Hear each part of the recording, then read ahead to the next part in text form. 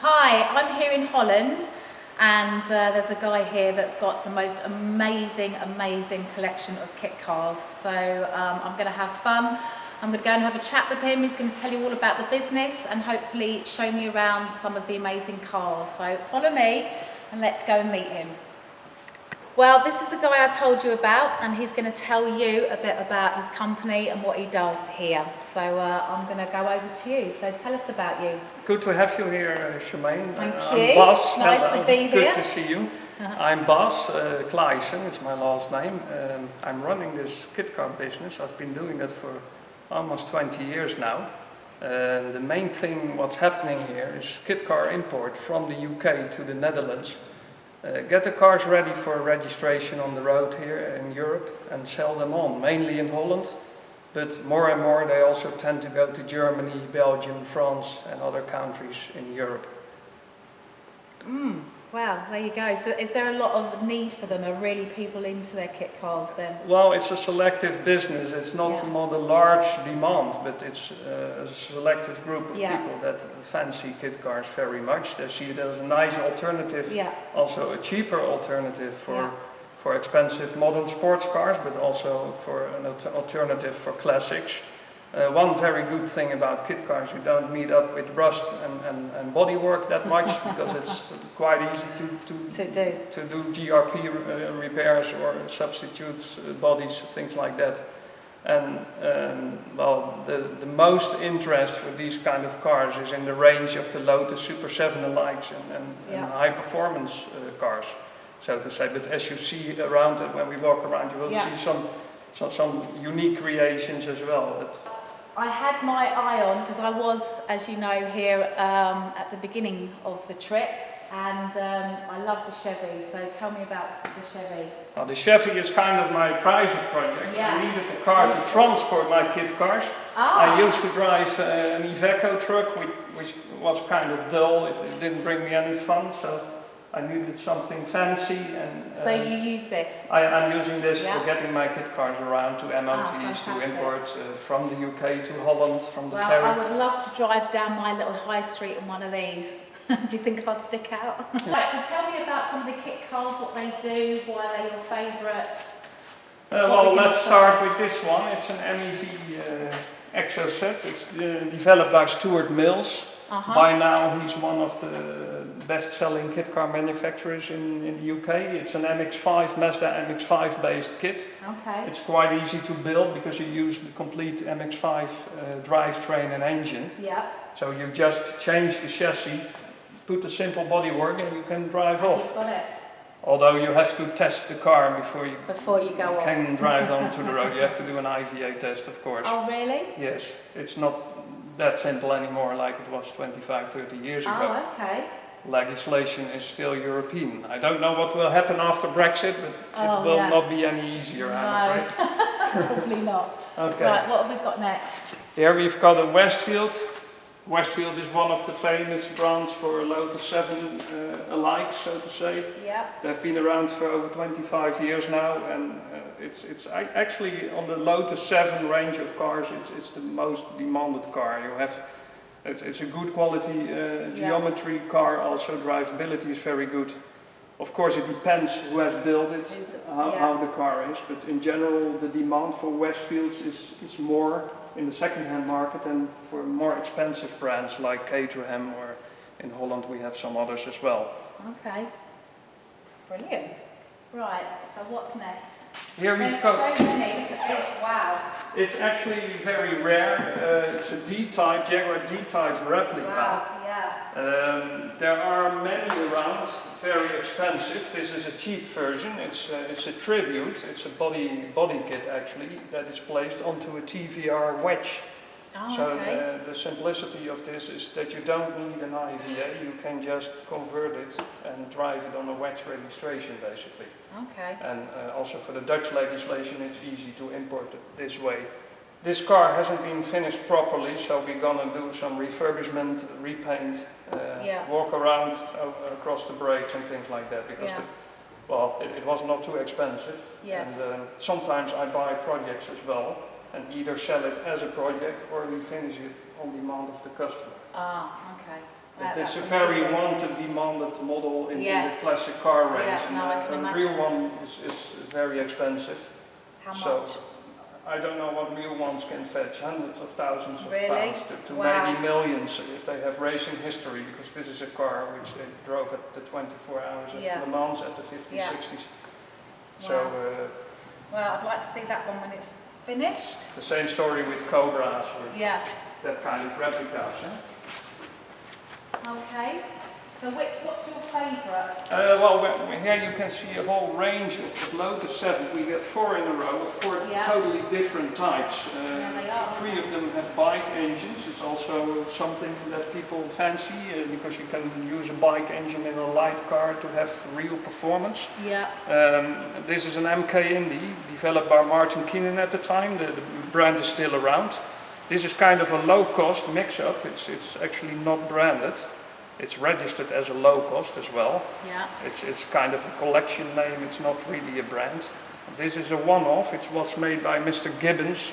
It's registered as a Gibbons as well, and it's put together with parts on the market which you can use in general to build up a Lotus 7. And there we've got a Formula 27, which has been sold as so, and it's registered as so. This one's sold?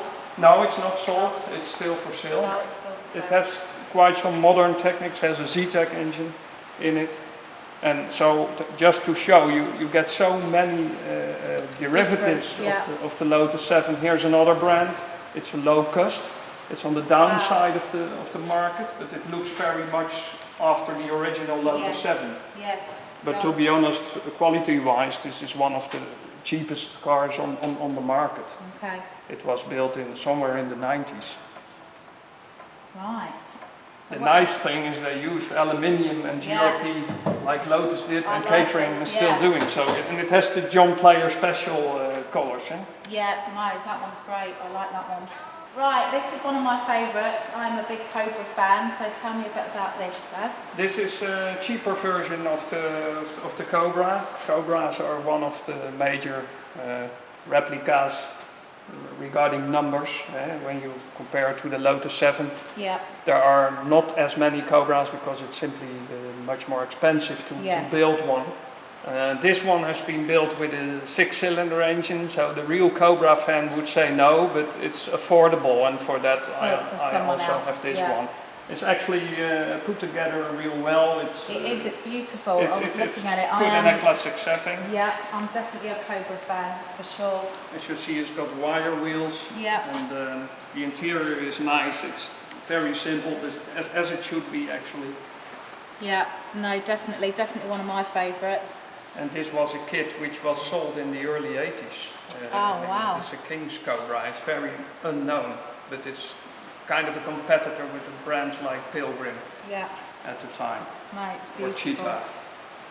Absolutely stunning. Definitely one of my favourites, apart from the Chevy. I love the Chevy. I'm going to have to get the Chevy. Right, over to, now tell me why it's called the Silver Fury. Well, Silva... Because it's red. Yeah, well, it's your favourite colour maybe then, I would say. Well, if it's a Ferrari or a Ducati, it's definitely got to be red. Yeah. Well, it's a Jeremy Phillips creation, as you maybe know. He did many sports cars. He started with the Silva Leader in the early 80s. From that came the Striker, and actually the Fury was developed from the Striker. It was called the Phoenix at the time to give it more usability like a closed car actually, and a better streamline. I've heard that a Striker does like 10 miles per hour less on top speed than the Fury with the same engine, regarding the air resistance advantage you have with this. It's a very nice car. I don't know where it's derived from. It looks like the 60s Ginettas or cars like that. I've always liked them. They are not very much around on the market. There's not so many built like Lotus 7s. And also Silva Striker you see around much more than the Fury. Right, I've been looking and dying to ask what this is, because it's something like from the space age. Is it three-wheeler, this one? This is a three-wheeler based on the Kawasaki ZZR 1100. It's not from the UK. This was actually a Dutch creation from the mid-early 90s. It's like a little spaceship. It was built by a custom bike company. They still are around. It's called a Lovell F20. And as far as I know, just 7 have been built. It's nicely constructed. It's just 330 kilogram weight. It's an aluminium chassis, aluminium wishbones, all aluminium, and the body is GRP. Yeah. And wasn't there some other three-wheelers over there? What were they? Yes, here we've got an aluminium-bodied Citroën-based car. It's based on the 2 Chevaux. Yeah. I bought it because I liked the handcrafted body from aluminium. It's not a performance car as this Lovell F20 is, or for example there in the back we got a MEF Trike, the TR1KA actually, because it's based on the Yamaha R1. It's around 150 horsepower, and we still sell them as a kit in Holland also, because we are a distributor for the people who built the Exo. They call it the Exo Trike at the moment. It's from Exo Sports Cars. It was developed first by MEV, by Stuart Mill's vehicles. They are totally in the back. It's another three-wheeler. It's a one-off. It was based on a Yamaha FZR 600, 100 horsepower, something like that. Wow. And it's just 300 kilos, something like that. A really nice, it's a stealth kind of thing. You have to like it. It's quite narrow inside. So, yeah, it looks very narrow. But I liked it to have it in the three-wheeler collection, so to say. Yeah, this one, it's like a little spaceshipy bubble. Yeah, it's great. I've never seen anything like it. It's quite comfortable to drive compared to the other ones because it has a full front screen. Yes. It even has a targa where you can put doors in, although I don't have the doors with it, so I don't know where they go. It looks quite comfortable in there actually with the seats. It actually sort of looks like a comfy car to drive. Yeah, it has a heated windscreen and it's more. It's a big screen, isn't it? Yeah, it's a rear screen of something. I forgot which donor car was used for that. All right, what have we got over here then? Here we've got the Burlington Arrow. Right, wow. At the time this was a kit you could buy in plans and build it yourself the way you wanted. You could also buy the panels, which are aluminium. It's actually quite nice concept.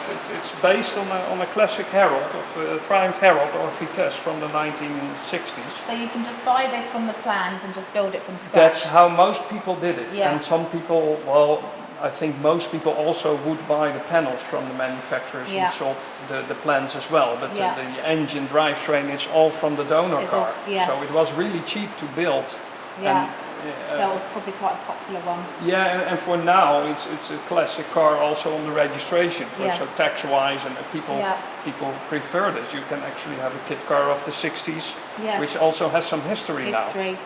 Because the plans were sold in the 80s. It isn't on the market anymore as far as I know. Okay. Right. And this one? This is a Marlin. It's actually a one-off. It's a Marlin Cabrio, and it was built around the Toyota Celica drivetrain. That's why I bought this car. It has a 120 horsepower engine. Gearbox, rear axle is all from the Celica GT from the 70s. And most of them were built with Morris Minor donor parts, which is much less reliable and much less performance. Okay. So it's actually like a Lotus 7, but you have to find someone who fancies the model. The model, It was derivative, I think, from a 1930s Alfa Romeo. That's where they took the design from. Yes. And the Marlin in this model has been sold in wide numbers in the UK in the 80s. Right. Same story actually with the Burlington. It's registered on an old registration, retained the donor car's registration, so to say. Right. So it's a 1980 car. Yeah, I think with the kit cars, this is just what takes your fancy. I mean, everyone's got different tastes. I mean, I know I have. I mean, I think these are great, but for me, so far, it would definitely be the Cobra and the Chevy. I know the Chevy's not a kit car as such, but the Cobra I think is going to be coming back to England with me with any luck. Who knows? Right, so what have we got here then? Here we've got two GTM Rossas. It's like the Quantums. It's a saloon where it's actually a GRP monocoque chassis. The right one is based on the Mini. It also has a Mini engine. This is the follow-up with the Rover engine. It's a K-series engine. And it's a very legible car for daily driving, actually. There's not many kit cars you would use for daily driving, but these cars... These ones you can. Although they only have 2 seats, yeah, they are quite nice to drive daily. You can take off the roof, it's a hardtop, so it's quite comfortable to heat it up. Yeah, they actually look really comfy. And they have good, so it's like the Quantum, they're sort of like comfy, you can use them every day sort of cars as well. Yeah, and it's a mid-engine car, you have the engine in the mid. Like the Yamaha 2 or cars like that. You don't see that around very much in the kit car scene anymore. You can't buy them anymore as a kit. You can't buy these ones anymore? GTM stopped trading. They, although with the predecessor of this, the Cox GTM is sold again as a new kit, I believe, in the UK. Yeah. And after the GTM Rossa came the GTM Libra and the GTM Spider, which we sold some as well in the past. But they were also, they're not on the market anymore. Oh, okay. So it's real history here we're talking about. Right. Well, we've got another Chevy here. 1949 Chrysler, actually, it is, in original condition. It doesn't fit in the kit car collection, but I bought the car because it was so original. Yeah, I love it. At that time I bought it, I had much more space here, so I thought that I can have it. But sooner or later I will sell it and put a kit car back in place, probably. Yeah. Right, well we're coming to the end of these parts now, so what's this? This is an Ultima, top of the range I would say in the kit car scene. It's Ultima Sports from the early 2000s, one of the last Ultima Sports models before they came with the GTR. Wow. This car has had a long travel. It went from the UK to Denmark, from Denmark to Germany. And now I sold it in the Netherlands to a Dutch guy. So it made a circle, and who knows, one day it will be back in the UK, I don't know. It's an amazing looking car. It's very well built, it's very fast, it's around 450 horsepower. Really? Porsche G50 gearbox, Chevrolet V8 engine, as it should be. It's an Ultima as it should be from the time. Yeah, no, it's amazing. It's an amazing looking car. And our last few here. This is a Westwood, it's actually a track race car with a Duratec engine. This is only for people who want to use it on track and not on the road because it is not registered. Okay. It's very fast, it's set up well with a full roll cage, as you can see. Yeah. Just to use it for racing. Just racing, yeah. So how fast would this go then?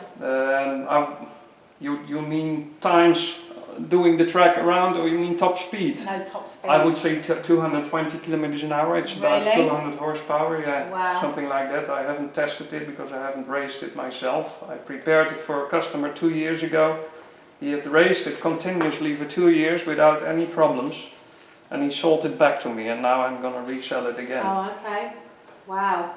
Next to it is a UVA. It's also an older kit car from the 80s. It's derivative from the beach buggy idea. It's a sandrail. I was going to say, It uses the VW Beetle drivetrain, so the engine, gearbox and the whole front suspension is completely Beetle as we know them very well.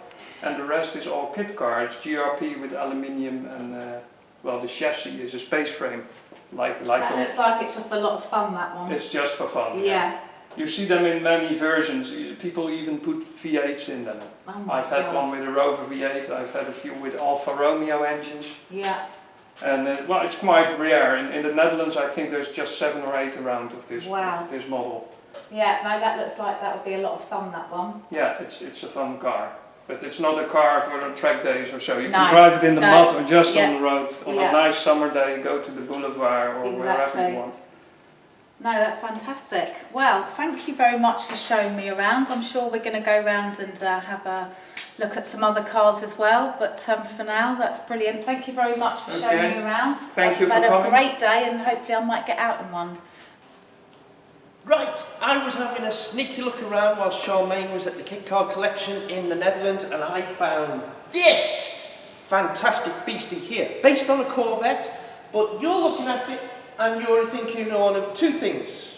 You're thinking a certain Italian car, or you're thinking Miami Vice, and it's the second one, you'd be right, because these were the cars that Crockett drove in Miami Vice. based on a Corvette, looking like something you may have seen before.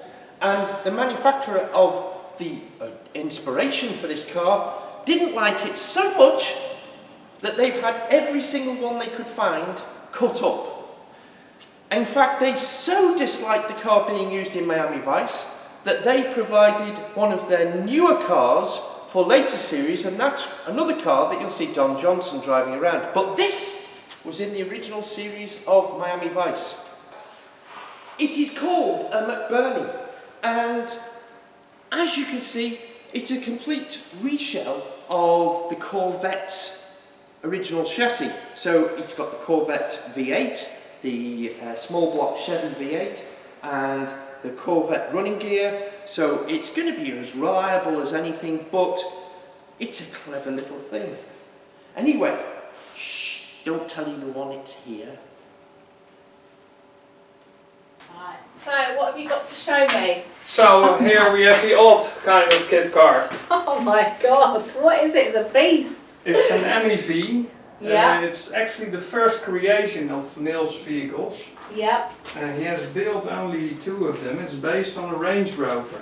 What he did, he mirrored the chassis, shortened it, Yep. so the whole drivetrain is in the back. Wow. Although the back looks like the front as well. Yeah, it on does. The front it's almost the same model. Same, yeah. He put wing doors and gull wing doors in it. And further, it's technically 100% Range Rover from the mid-90s, something like that. Well, I can just imagine me doing the school run in that. And here we got the engine, it's the old 3.5 litre. Wow, that's amazing. And it's originally registered as a MEV as well. It's the only one in existence in Holland. There is another one also, but it's a different model. It's a little different. This was the only one built, but he didn't have success in selling the kits. So he went on building the MEV Rocket then. That was the successor basically. That was the one. No, this one's fantastic. I love it. I can just imagine me driving down the high street and that. And it's now 11 years old. It's only 400 miles on the clock. So it's basically still a new car. Brand new car. Well, it's fantastic. Thank you very much for showing me that. And you were telling me about a couple of German 7s that I haven't seen before. So what are they? And how many were produced, or are they still produced? Or tell me about them. Yeah, well, besides most of this here is English, of course, we get 2 German Lotus 7 alikes. On the left we've got a VM77. With the Cosworth engine, I'm guessing, from the turbo. Yeah. It's actually derivated from the German make Mohr. The Mohr, M-O-H-R. Yes, and Mohr went into DAX. Just to say it very general short, it isn't totally true, but the DAX Rush actually was derivative from the German models. Yeah. And later there came another model, which is the HKT on the HKT on the right here. It looks very similar to the VM. They went all kind of directions with the same idea and started their own company. So it was a separate company that evolved from the design? Yes, VM77, which we've got on the right, on the left here, has been trading for 25 years. I think the early 90s they've started this, or the late 80s. It's actually Vielhauer Mensch is the name. In German it was 2 guys, that's why it's called VM.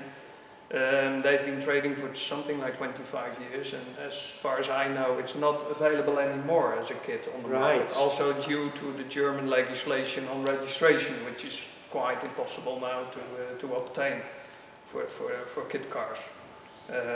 This on the right, the HKT, you can still buy as a ready-built car. It's not. So it's not a kit anymore. It's not a kit anymore. It's like the Dutch brand Donkervoort. You can just buy it as a ready-built car, and it's quite well known in Holland. There's a large group of people fancying, especially the VM. We have, I would estimate, at least 50 of these cars built in the Netherlands over the past 25 years. Yeah. In the UK you don't see them around. No. I think, to be honest, they just see it as the DAX, and they've forgotten about the history before. And because these cars are also left-hand drive from factory on, they are also more different value than other cars like Westfield. Yes. Not Caterham, that's also high level, yeah. but a VM and a HKT are quite expensive cars. So how much would a second-hand one cost if they came to you to buy one of these two? It starts with under £15,000 or euros. I would say it's about the same, but 16,000 euros. Under that price you don't find them anymore. But Westfields and other cars you can buy under 10k, so they are much more expensive, depending also on the way they have been built, the kind of engine. I mean, this is a VM77 with a 400 horsepower Cosworth engine that would sell for like 35,000 euros. Yes, here. Yeah. And what's the build quality like? Are they sort of middling or the high end kits?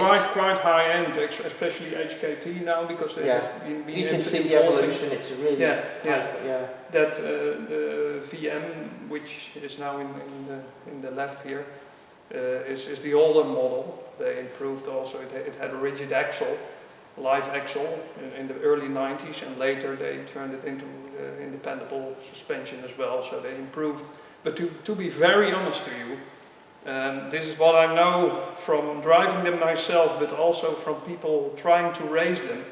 They're not as good as Caterhams or Westfields. To be honest, for me, Caterham, regarding drivability, in terms of handling and drive, for me, Caterham and Silver are still untouchable.